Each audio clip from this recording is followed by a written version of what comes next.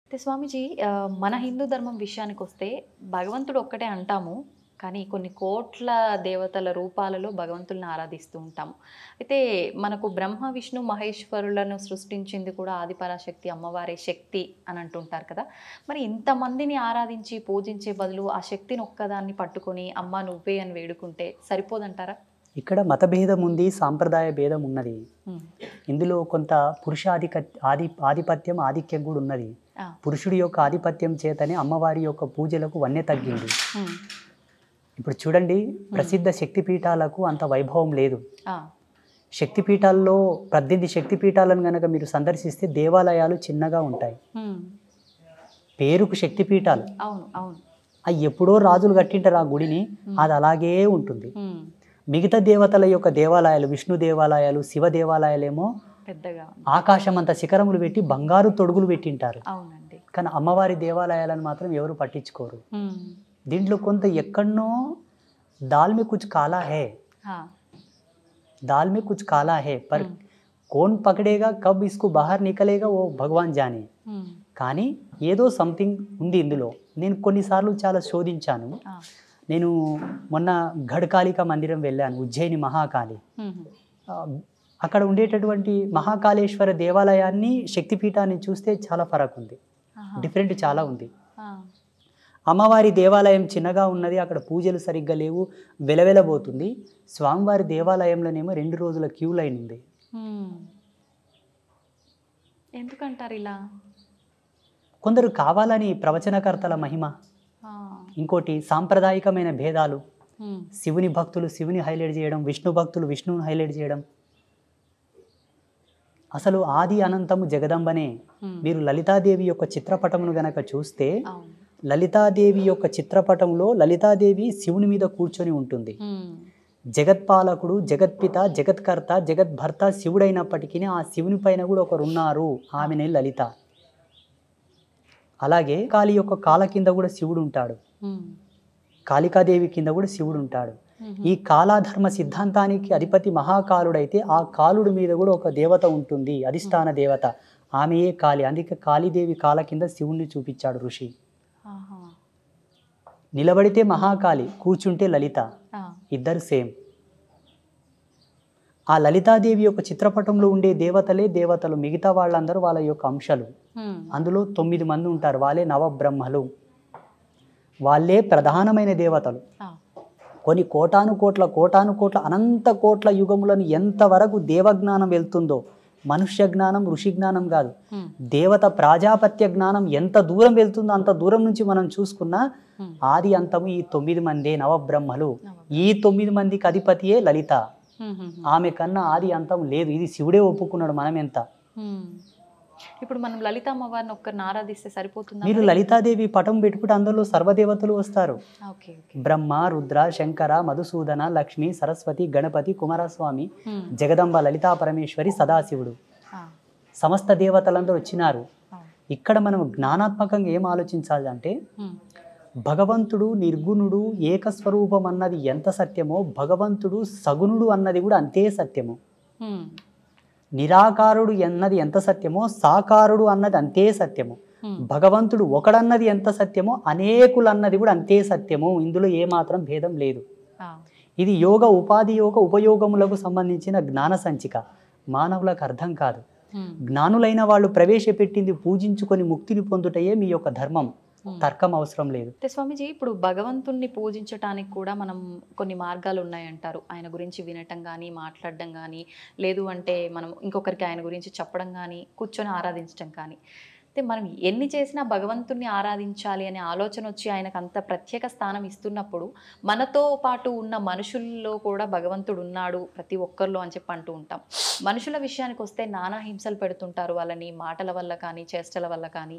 ఇలాంటి పనులన్నీ చేసుకుంటూ భగవంతుని మనం ఏ రకంగా ఆరాధించినా కూడా అసలు భగవంతుడికి నచ్చుతుందంటారా అది? నచ్చదు.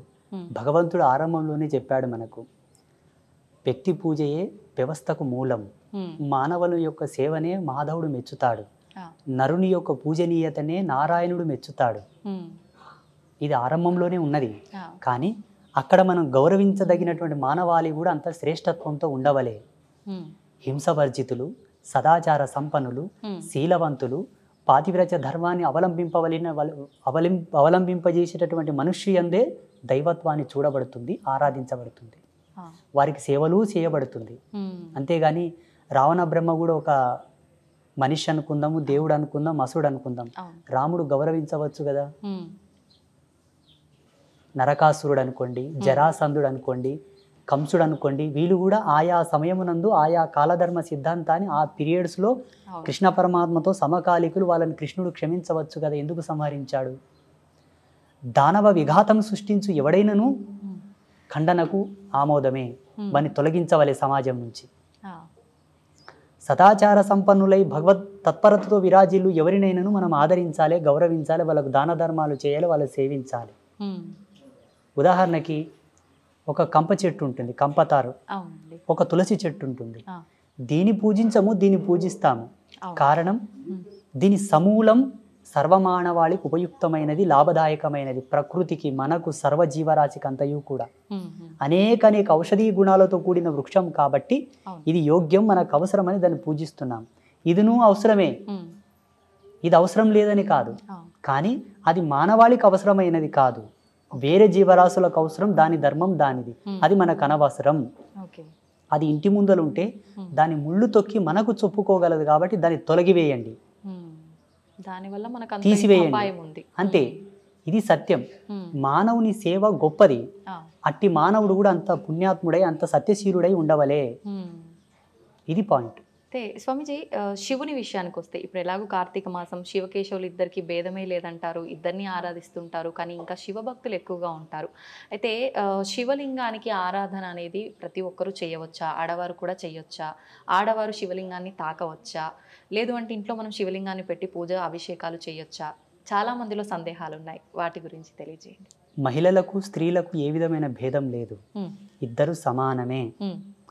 భేదం ఎక్కడుందంటే ఈయన జన్మను ఇవ్వగలడు, ఆమె దాన్ని స్వీకరించి ఒక జన్మను పునరుత్థానం చేసి ప్రసాదించగలదు.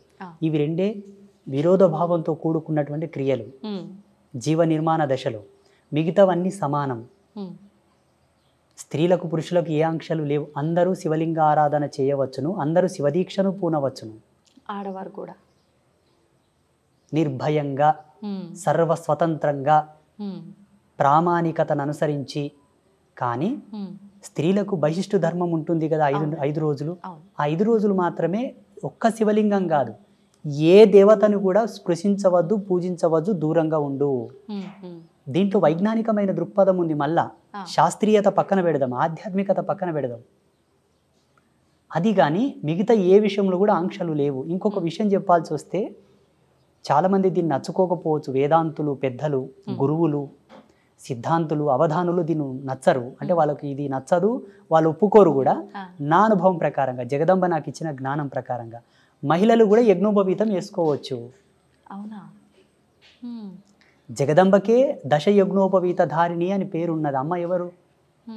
స్త్రీమూర్తి. అమ్మవారికి 10 రకాల యజ్ఞోపవీతములు, 64 ఉపచారములు సమర్పించే మంత్రాసు లోపల 64 ఉపచారాల్లో యజ్ఞోపవీతం కూడా ఒక ఉపచారం. ఇవన్నీ కొందరు కావాలని, కొందరిని దూరం పెట్టడానికి, కొందరిని ధర్మం నుంచి వేరుబాటు చేసి వాళ్ళను అసాంఘికమైన కార్యకలాపాలకు ప్రలోభ పెట్టడానికి, ధర్మం నుంచి దూరం పోవడానికి పెట్టినటువంటి ఆంక్షలు. కావాలని అంటే ఆడవారిని చిన్న చూపు చూడడమే చాలా ఉంది. సమాజంలో మహిళల పట్ల వివక్ష చాలా ఉంది. ఒక్కొక్క దాన్ని విశదీకరించి చెప్తే ఒక దండయాత్రలే చేయాల్సి వస్తుంది ఇప్పుడు మాతృమూర్తులందరూ. కానీ స్వామీజీ, పురాణాల్లో కూడా ఇప్పుడు మీరు చెప్పినట్టుగా ప్రతి ఒక్కరి వెంట వాళ్ళ భార్యలని తీసుకెళ్లిన రోజులు, యుద్ధాలకి వాటికి గురించి సలహాలు తీసుకున్న రోజులు కూడా ఉన్నాయి. అంటే వాళ్ళకి ఒక ప్రత్యేకమైన పాత్ర అక్కడ ఇచ్చారు. ప్రత్యేకమైన పాత్ర కాదు, పురుషులకు చేతగానప్పుడే పెళ్ళాలని తీసుకుపోయినరు. ఓకే, మరి అంత మహిషాసురుని వధించుటకు బ్రహ్మ విష్ణు మహేశ్వరులకు తలపానం తోకకొచ్చింది. అందరూ పలాయనం చిత్తగించారు, కొండలు అందరు వెళ్ళిపోయారు. అమ్మనే వచ్చి వాళ్ళకు విముక్తి ఇచ్చింది. శాకాంబరి దేవి అవతారం ఎట్లా ఉద్భవించింది ఒకసారి విద్వాంస శిఖామణులను అడగండి. దుర్గా అవతారం ఎట్లా వచ్చింది ఒకసారి వేదాంత శిఖామణులను అడగండి.